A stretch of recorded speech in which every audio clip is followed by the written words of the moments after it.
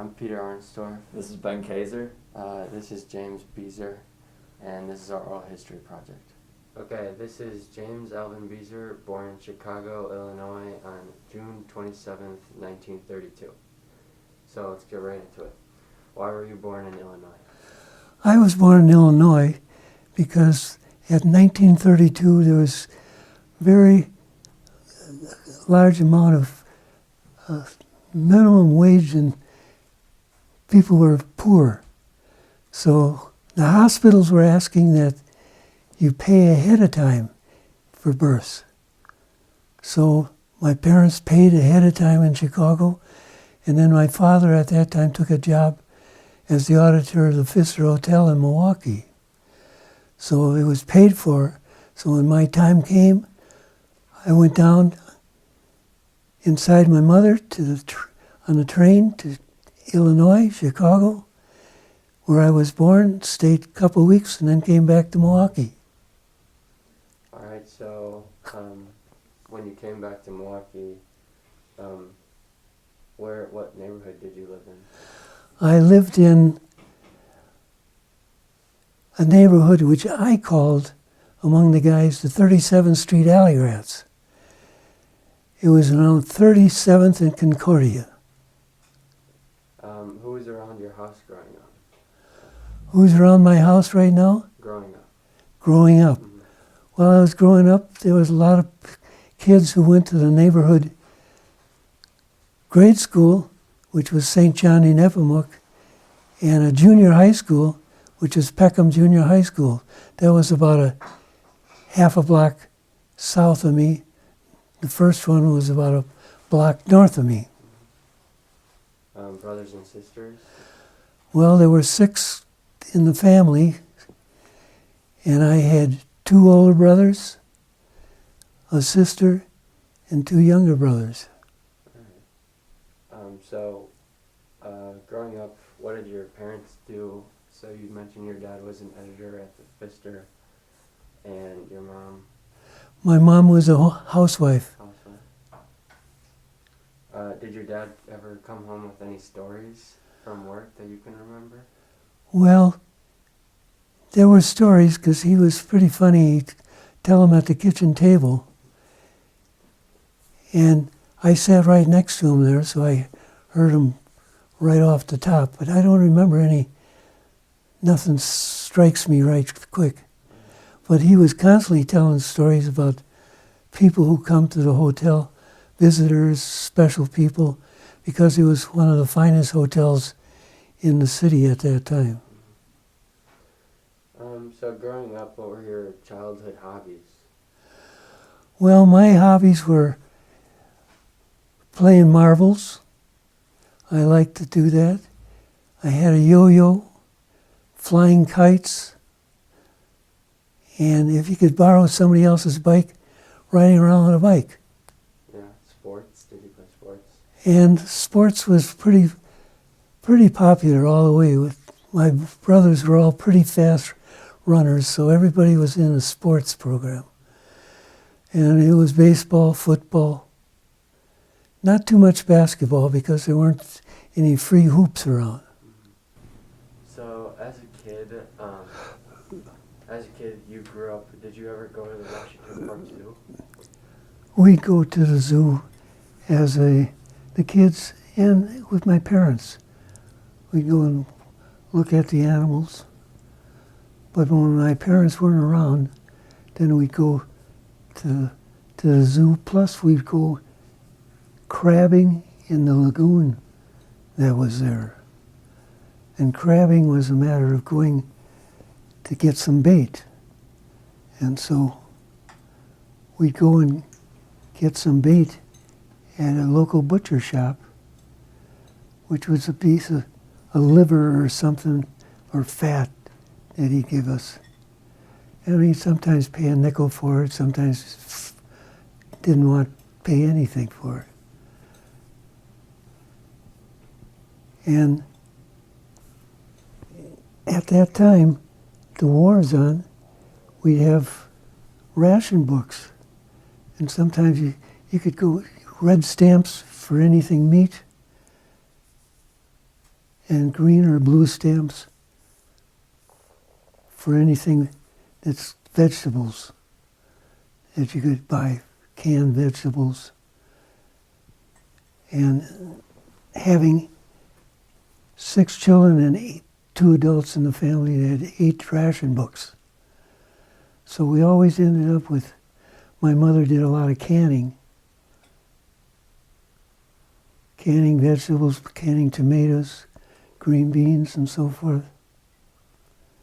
And so we always had plenty of these extra green stamps, blue stamps, and short of meat stamps.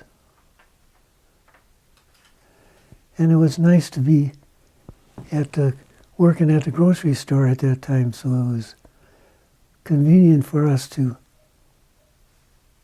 kind of take care of those stamps, and so they didn't run out. We knew we could always go to Harry and here's some outdated stamps, and you want to use them to buy a big, large case of something or other. And he didn't have to turn them in periodically because he was taking in stamps all the time. So, but we enjoyed Washington Park quite a bit. And I did a lot of fishing with my dad, my brothers. We'd go to Milwaukee River, Clutch Park.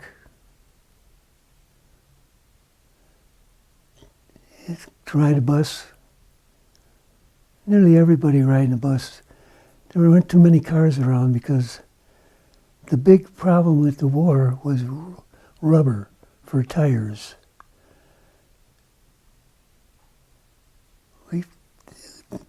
We have new tires nowadays. They're silicone based and artificial based and minimized on rubber.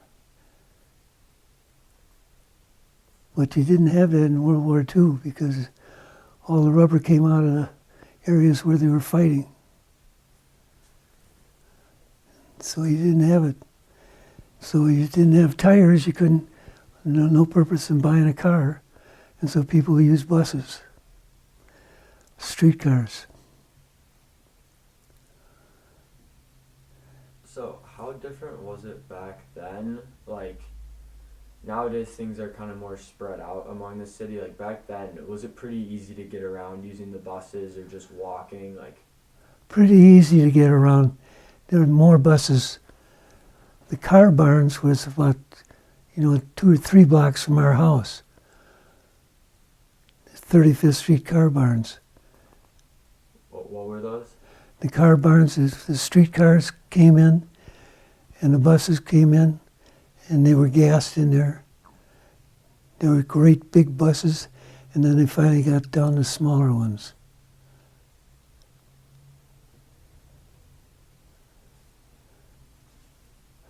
And then a lot of other times for playing, we'd go into the woods near A.O. Smith. A.O. Smith was on Concordia and 35th Street. And all through the war, they would take pipe and cut it up and make bombs out of it, heating it, and load them on our railroad cars.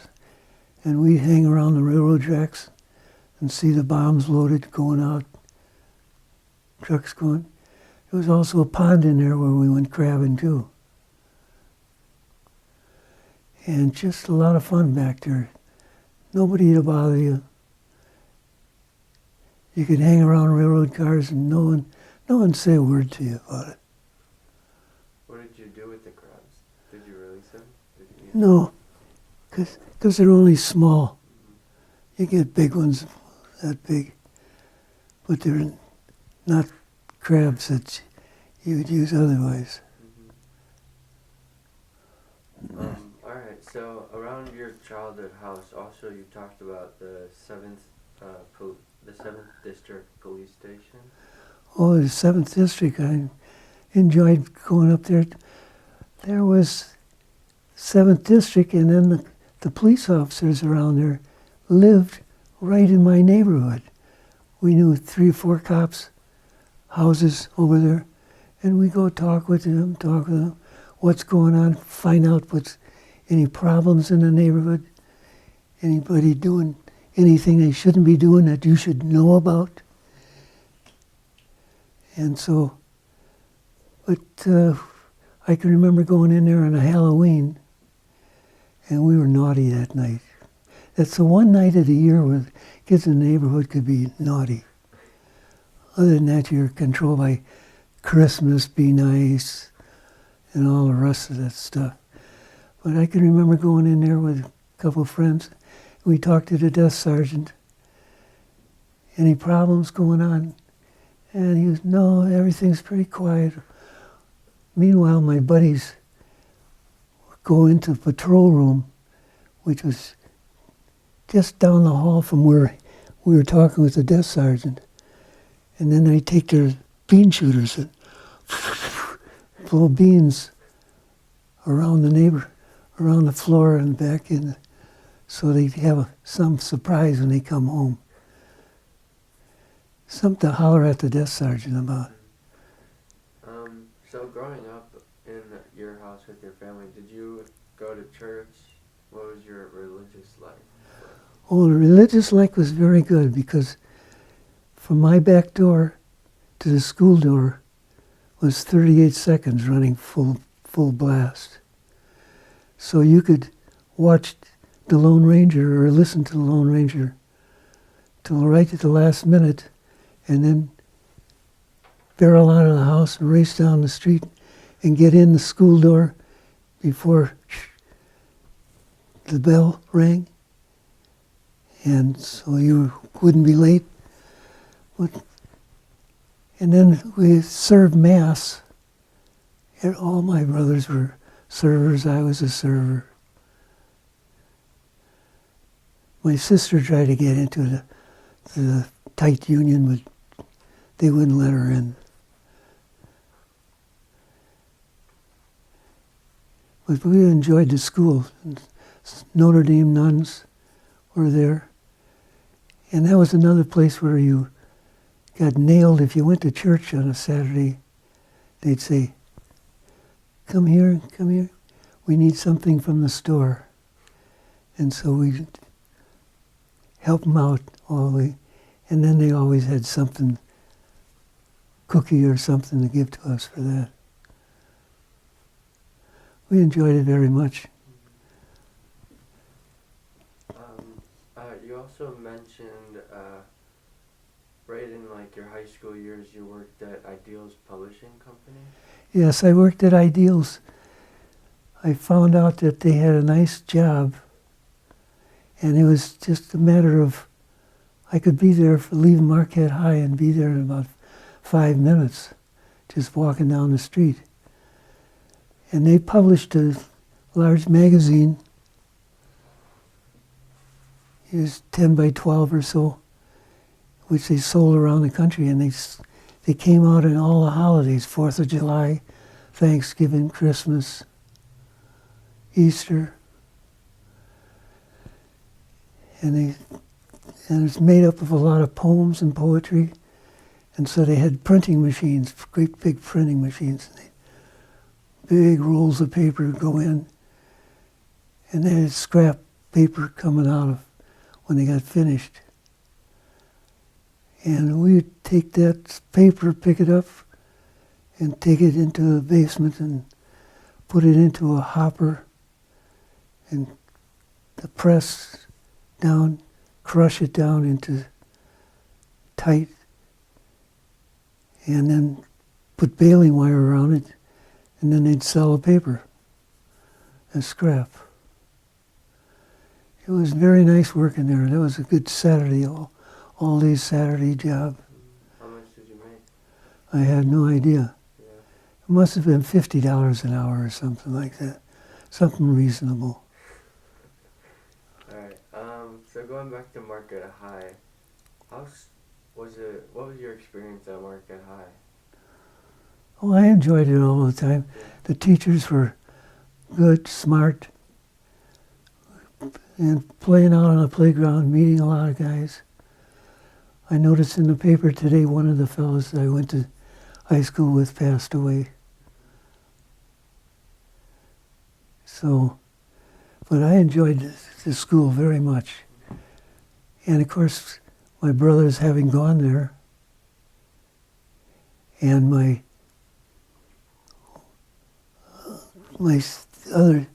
kids going there, it just all meshed together in one. And the auditorium, the skits and plays and stuff, it was very, and they were interested in the students all the time. Gave you a lot of homework.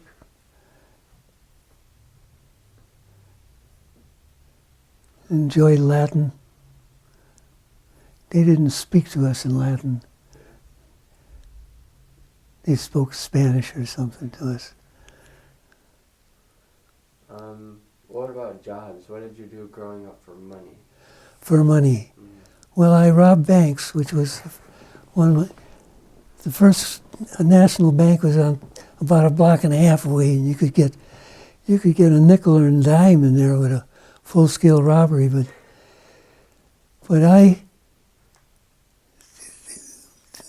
one of the big things at that time was taking soda bottles. If you find a soda bottle around, you could take it to the store and get a penny, or great big quart bottles, you could get a nickel. And so that was quick money. You could also go around and get jobs. I ran errands for Mrs. Menden and a couple other ladies, Mrs. Swanson. And you could go to the grocery store for them and you earn a nickel doing that. And then after that, going along, it would be paper routes. Paper routes came along at about, when you were around 11, 12, you had a paper route. I had one where we delivered the Chicago Tribune, the Chicago Sun-Times, and the Jewish Forward. Then you'd go around and collect once a month, and I'd bring the money home, and my dad would give me something. I don't remember how much, but it wasn't too much, because I didn't need too much. There were no real needs other than jelly beans. So, you mentioned you were a caddy. When did you start caddying? I started caddying really illegally. You had to be 14 in order to caddy. My birthday is on June 27th. The golf course opened on April 1. So I went out up there at April 1, signed up to be a caddy, and then I was asked, get your permit from the businesses. And I put that off for a week, and every time Mrs. Leonard would see me, she'd ask for my permit. And I had to hold her off from April all the way to June. And boy, once my birthday came, then I raced downtown to get the permit and then turn it in. And then we also had down that you worked at the grocery store for a while. Could you tell us a little bit about that? Well, there's more on the golf course. I could do that and then switch to the grocery store. So I worked there for 14, and I worked there for 9 years total, off and on. At the end of the thing, I ended up with a 4-year scholarship to Marquette University from the Western Gulf Association. And I was what's called an Evans Scholar. And you were made an Evans Scholar by the Western Gulf Association. So that's what put me through college for money. And at the grocery stores, my brother Joe, he had a job there before me. And when he moved on to other work, I went over there and I'd work for Harry Siegel on 28th and Burleigh. And that was a job of working about a couple hours after school and about 6 to 8 hours on Saturdays. And that's where I learned to carry potatoes, because I can remember I was 12 years old and I could pick up 100 pounds of potatoes, put it on my shoulder, carry it in, walk down the steps to the basement and stock it. And that was $5 a week, and it went on for a couple of years. So right around when you were 13, I believe World War II ended. So in Milwaukee, what did you see around Milwaukee that, like, when at the end of World War II, that you saw happening in Milwaukee? Well, there was a big celebration when Japan surrendered, and I went downtown to my dad's office at the Pfister Hotel, and his office was, there's some gigantic steps leading up to the first floor above the main floor, and 2 lions on each side. And I went out the window of his office onto the marquee that was out in front of the Pfister Hotel. I think it's still there. And I could sit out there and watch the people parading down in the streets, making noises, celebrating. So that was the way I first got impacted by the war, other than reading it in the papers which I were delivering.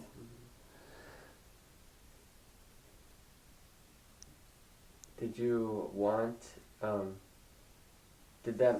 was that like your first influence? When you saw that, did you want to be in the... Not necessarily at 13, no. Yeah. Okay, so after high school, going to Marquette University, did you know what you wanted to do? Not necessarily. Not really. It was just like finishing up high school and going on to the next class. Mm-hmm. So when did you go into the engineering program? Well, right after that, I was fairly good in math, and so I thought, well, try engineering. There was no special information on that. So was that a 4 years at Marquette? 4 years at Marquette. Mm-hmm. And then right after that, in 1955, you went to Officer Candidate School? I went to Newport, Rhode Island, the Officer Candidate School for the Navy. What influenced you to do that? Do you remember? Well, you knew that it was someplace to do right away. And then my brother Ray was a paratrooper, 101st Airborne in World War II. And he talked about flying through the air. And so he was in the Army. I didn't want to go in the Army. So I joined the Navy, going down to Chicago on my own while I was still in school. And then when I got out, I got a notice right away to report in November to Newport, Rhode Island for Officer Candidate School. All right. So after Officer Candidate School, do you want to name all the bases and like what schooling you did on those bases? Well, Officer Candidate School, they are generally geared for fleet operations. They're teaching you all the navigation tools, the history of the Navy. Everything was related to being a straight line officer aboard a ship.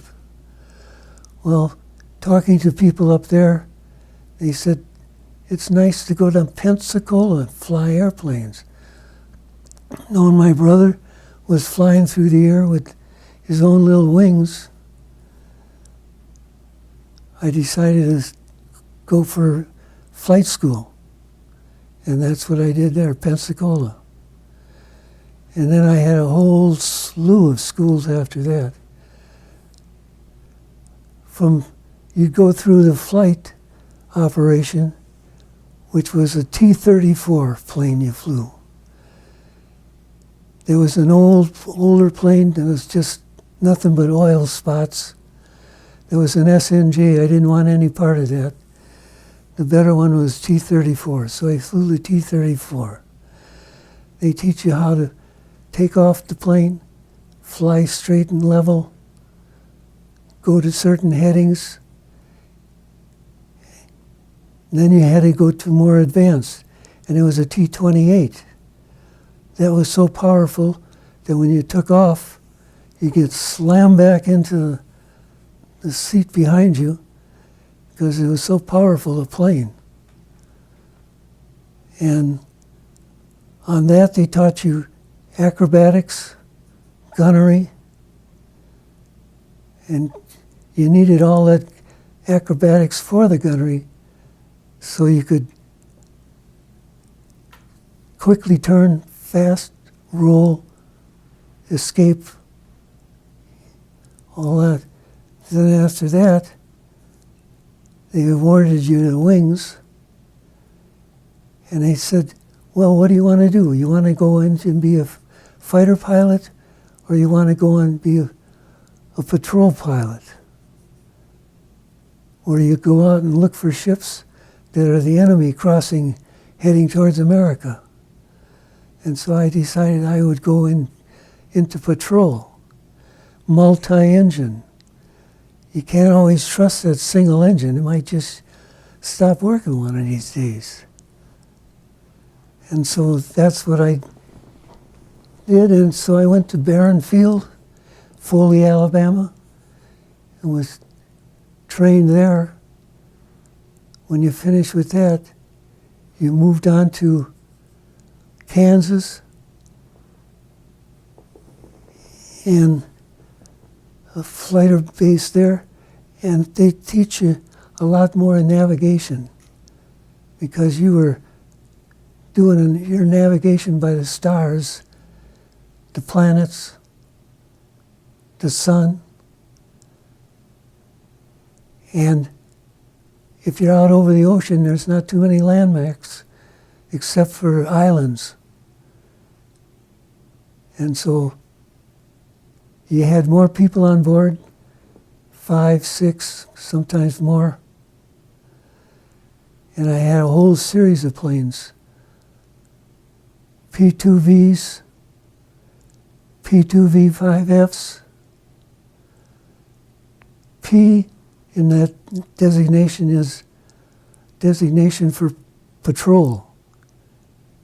V is Chance Vought, which is an airplane company, makes the engines and the bodies. Then there's R, 4Ds. R is reconnaissance. D is the Douglas. And in the final analysis, when I got finished, I was flying super constellations, which was normally used in civilian aviation because it had a lot of people on board. And we'd have a fairly large crew on board for that one. And I was flying those things up, flying out of Midway Island out in the Pacific and flying along the Russian coast, Kamchatka Peninsula. Went to school in Anchorage, Alaska. They taught me polar navigation, where you orient everything off the North Star. Of course, you couldn't always see the North Star, so you had to be fairly good and have a good pilot on board that's keeping the plane going in the right direction. If you're the navigator, you take turns navigating and then take turns flying, because you'd be out for 7, 8 hours. You could be out there for 16 hours. That's the longest flight that I took.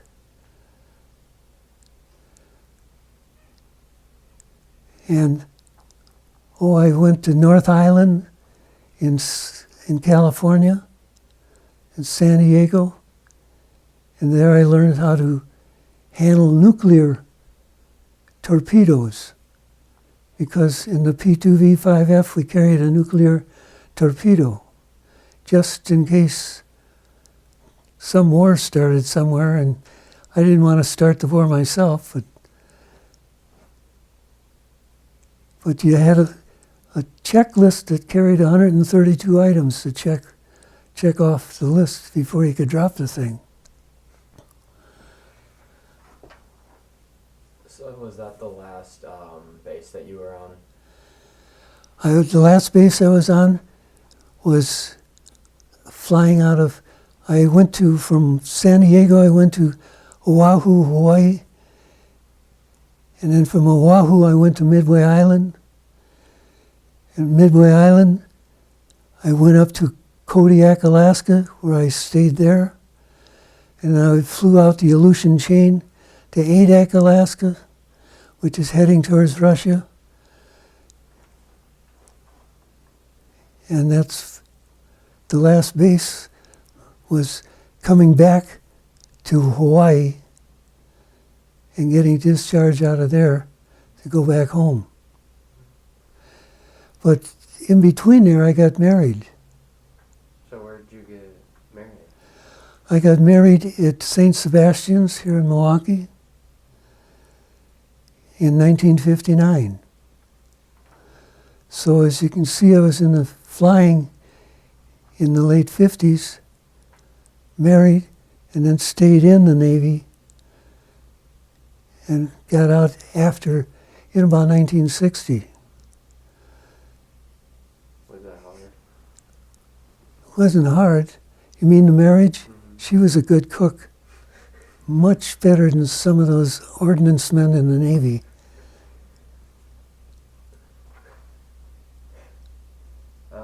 Yeah, so you mentioned that there would be 6 to 7 people on your planes with you. Do you remember, what were their roles? Well, you had a man that stood right behind the pilots, and he was maintenance. He knew how the engines run in case something happened with one of the dials. If it wasn't working, he might know if he had a replacement on board, he could quickly fix it. You had an ordnance man who knew about dropping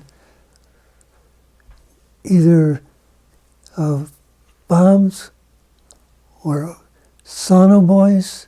Sonobuoy is an instrument that drops into the water and it detects sounds. If a submarine is heading towards you out, you go and drop a sonobuoy on either side of his path, and then you'd know exactly when he was coming through. And then you'd track him by constantly dropping sonobuoys in his path till somebody could do something about him. Like another submarine come out to chase him, or a Navy destroyer come out to look him over. Okay. Is there anything else you'd like to talk about, about your time in the Navy? Well, I basically, in the time I was in the Navy until 1972, so I had 17 years that I was really in the Navy. I would fly out of Glenview Naval Air Station in Illinois, and we'd have times where I'd go down there for just a weekend warrior, it was called. And he'd talk to each other and say, well, where do you want to go? And he'd say, well, let's go down to Florida. And so 8 hours you're going to fly, 6 to 8 hours back. So you'd go there. You could go any place you wanted. You wanted to go to Canada. You want to go out to Washington, Seattle, Omaha, Nebraska. So in the course of all my flying, I was able to go through be in every state in the Union of the United States. Plus, on my own, I had trips to Germany, France, England, Portugal, Italy. So I've got pretty well around the world, seeing everything that was going on. South America, I was down to Guantanamo Bay, where they had prisoners on, and I watched and I saw Castro's men walking along the fences outside the base. So I saw a lot of what was really going on in the world, and didn't get too excited about it when I'd hear reports of Russian fighter bombers heading down the east coast of the United States, and they were heading to Cuba. Because I had been to Cuba, Guantanamo Bay. And I talked with the people down there. They weren't concerned about all that stuff.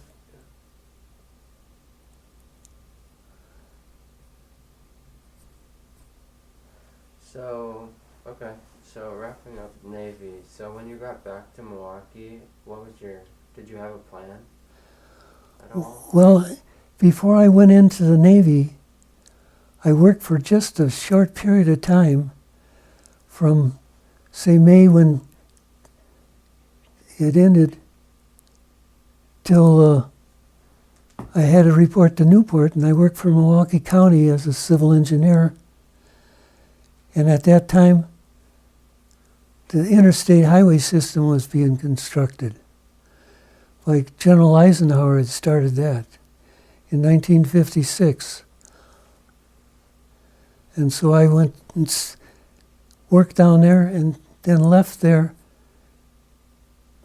Going into the military, I was able to, according to the laws, come back to Milwaukee County. So when I left the Navy, I just came right back to Milwaukee County, started work just a short time later, within days. And they had a program going of building the interstate highways here in Milwaukee. And I took a job supervising in that. So then where were you living when you first came back to Milwaukee? I was married at that time, and I lived on 60th Street, just south of Capitol Drive, for just a short time.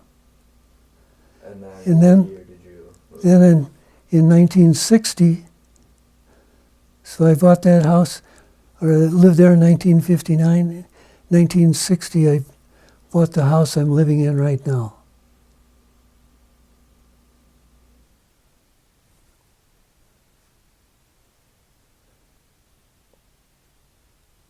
Okay, so with your job as a civil engineer, did you kind of working on the highway system? What did it consist of? Was that mostly what you were doing at that time? Well, there are two things they were doing at that time. There was plan development, and in plan development, you end up tearing up local streets.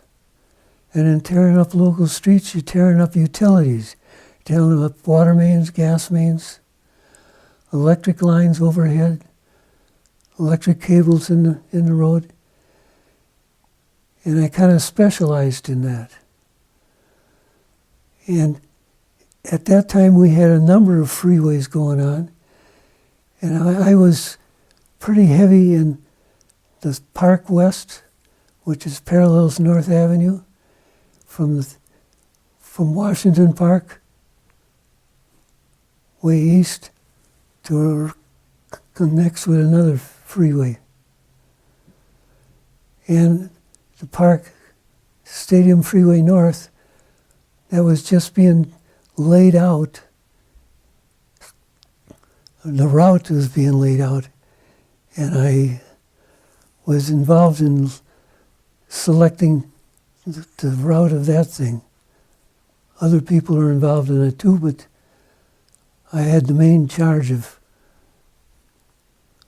we were trying to pick a route that was the least costly. You don't want to be tearing out some great big water mains or something that costs a lot of money to replace somewhere, because it all had to be replaced. So, when you got married, how long after that did you have your first child? And how many childs did you have? How many children? Children did you have? Well, I was married in June 13th, 1959, and my first child was born about May 5th, 1960. And I had a total of 6 children.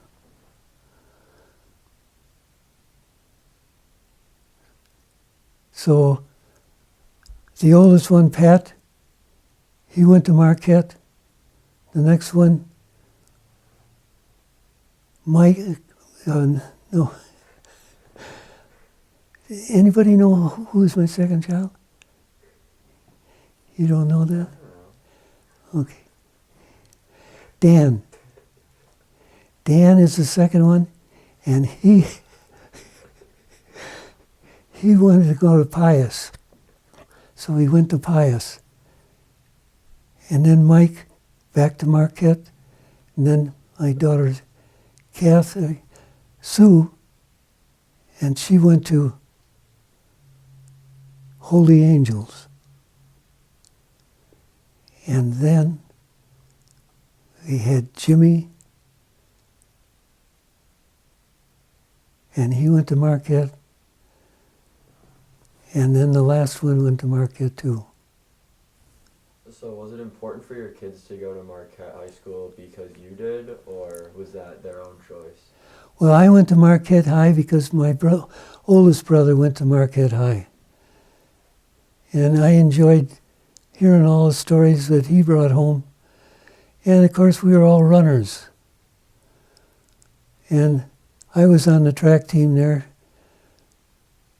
and enjoyed that. I got the letters for there. I ran a quarter mile. And I always had something in my mind that every race I ran in, I managed to earn either first, second, or third. I enjoyed that. In college, I didn't do any running, but I played 2 years on the Marquette University golf team and earned letters doing that. And had the same thing, earned points in every match I was in.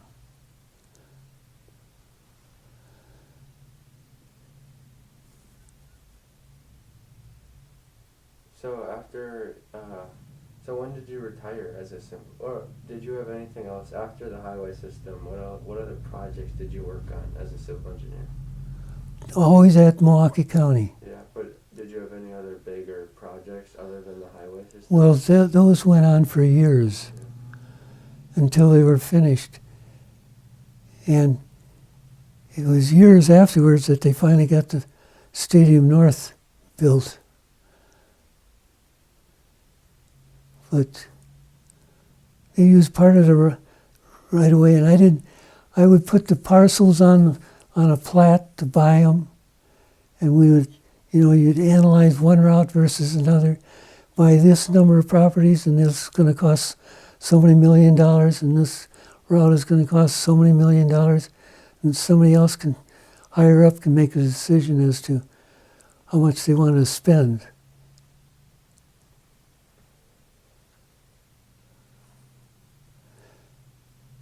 So, when did you retire as a civil engineer? In 1990. I had 37 years of credited service at Milwaukee County because they counted the 4 years of service in the military. What did you do after your retirement? Did you have any hobbies? Well, I was a golfer, and I did that for a while. But every morning I would run on 5 days a week. I'd go out and I'd run about 2.5 miles. I did that for 37 years.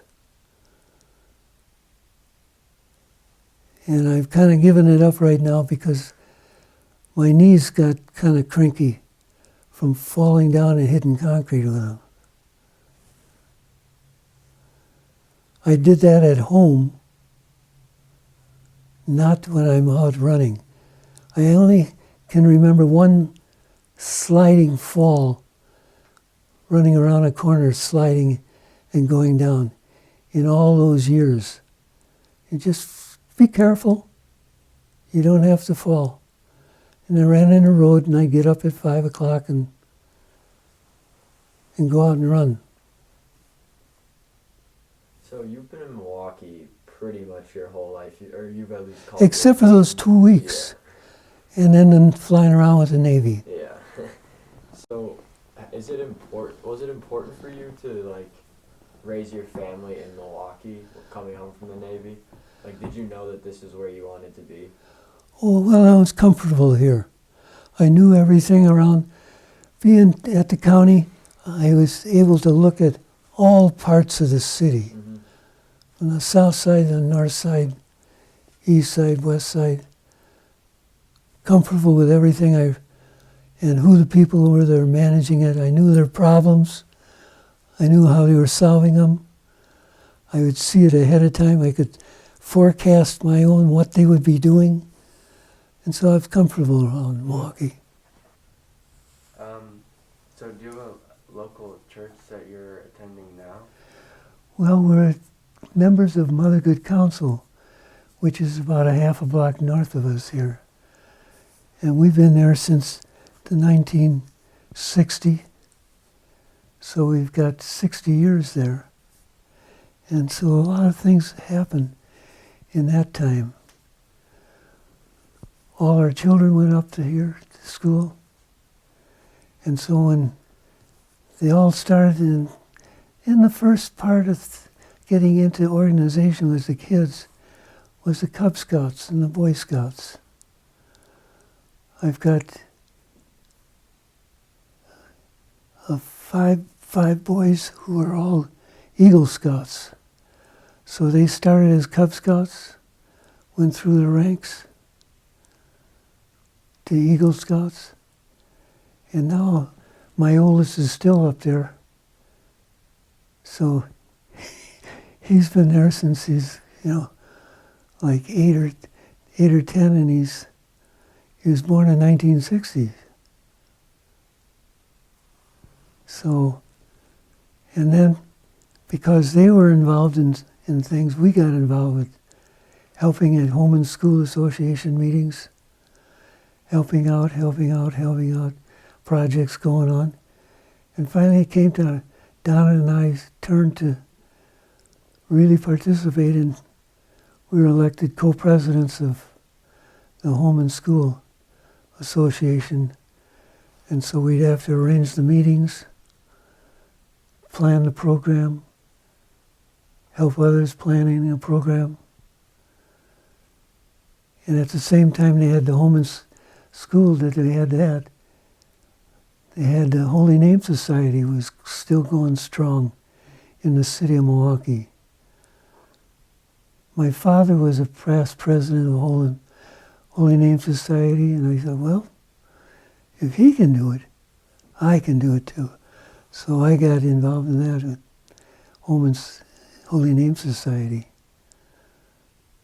And then you get involved with retreats. And so everything that came along at Marquette High retreats, we were familiar with. Once you're familiar with something, you know it doesn't bite you. So you join them and carry on in that way. So then they have buildings, projects up here. In coaching, I coached soccer with Adam Kreitzer, was another good friend of mine. And he was an excellent soccer player himself. So we got that going. Soccer, basketball. I coached the girls' 8th grade baseball team, and they won their league thing. So it was a successful program.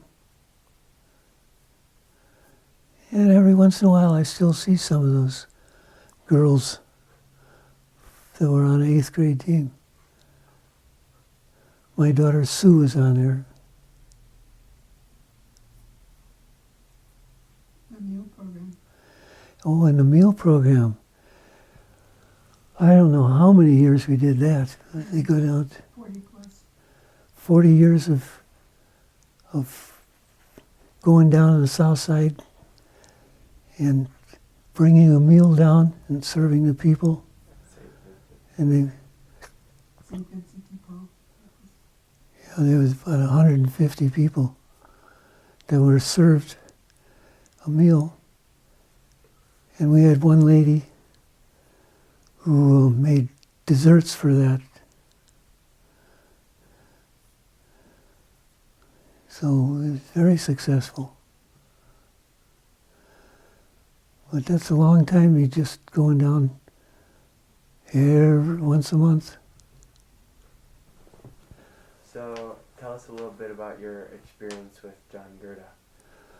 Well, John Gurda was a gentleman that we knew was writing history. And he was invited to the house, came and we talked to him about what was going on in Indus Park, which is right across the alley from where we live, in the 60 years that we were in this area. And we saw the development of many parts of the park and enjoyed it in our own thing of ice skating over here in the wintertime when they'd flood the playground, and we'd go and enjoy that. We just put on our skates in our back door and go over there anytime we wanted. And so it was a good time. And John Gurda, let's see if we... So you have a picture here from John Gurda that he came over.